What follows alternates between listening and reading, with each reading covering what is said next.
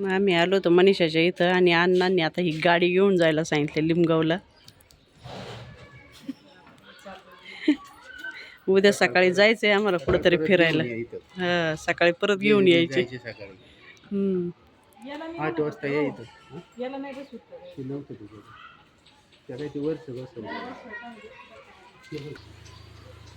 आणि हे ड्रायव्हर तर गाडी चालवायला उतावळाचे. त्यांना असं वाटत मी कधी गाडीत बसन. काय नाही जाऊ का त्यांना जाताना सांगा सावकाश चालू.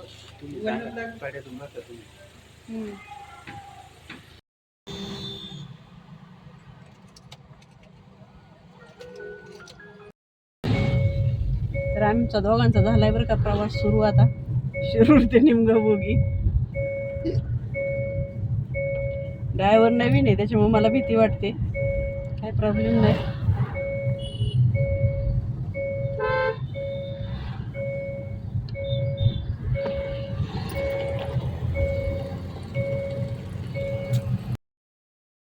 तर आम्ही पोचले बरं का आता. केळीचा बाग आहे इथं मस्त.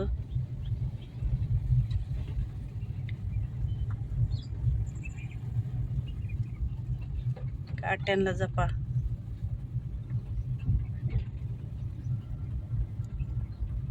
तर माझा प्रवास एकदम सुखकर झालेला आहे. घरापर्यंत येईपर्यंत मला थोडं टेन्शनच होतं. आता मी पोचलेली घरी.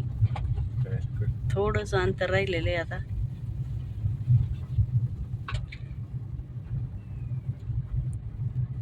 जेव्हा तुम्ही लई असं चांगली गाडी चालवसाल ना तेव्हा मी एकदम टेन्शन फ्री राहील. समजलं का? तरी मला टेन्शन राहणारच आहे. कारण यांची गाडी ना बंद पडते मध्येच. नवीन गाडी तरी बंद पडते. का पडते? कारण यांना काहीतरी कुठंतरी थोडासा प्रॉब्लेम असन, समजत नसन त्याच्यामुळं. आणि अशी जर अचानक गाडी बंद पडली, एखादी गाडी पाठीमागून आल्यावर कसं आहे. स्पीड मध्ये कशी काय गाडी सावकाश असेल तेव्हाच बंद पडणार ना. त्यावेळेस तर ट्रॅफिक असणार. एवढ्या मोठ्या स्पीड मध्ये गाडी बंद पडत असते. ही झाली तुमची गोष्ट, पण इथं मला भीती वाटते. त्याचं काय? तर काय नाही, आजचा प्रवास मस्त झालेला आहे. उद्याचा प्रवास अण्णांसोबतच आहे, त्याच्यामुळं काही एवढं टेन्शन नाहीये. नाही तर म्हणा तिथं पण दे माझ्याकडं चालवायला, मी चालवतो. हा नका म्हणू. पोचले घरी आता. इथं हक्काबाईचं घर आमच्या. आत्या वाट बघत असतील. चिमण्या किती बसल्या झाडावर. राजा काय रे दर बस जा गाडीत जा. अय राजा.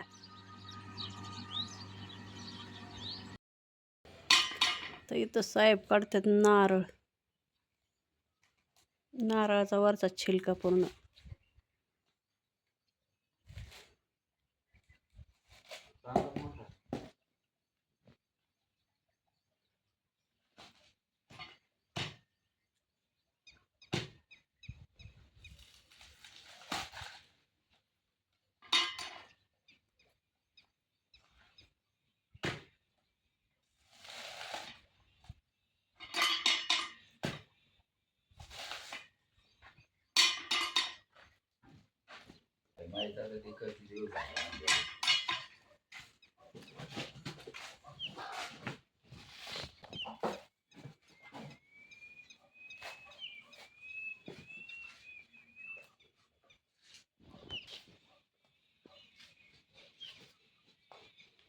बस थोडेसे राहू दे.